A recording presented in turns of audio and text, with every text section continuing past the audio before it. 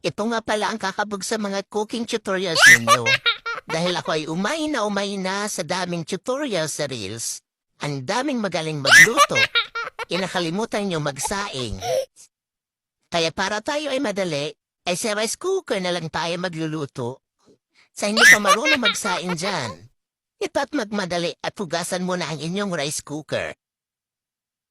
At pagkatapos yan magtakal ng bigas, ito ay 2 takal lamang at baka mapanis.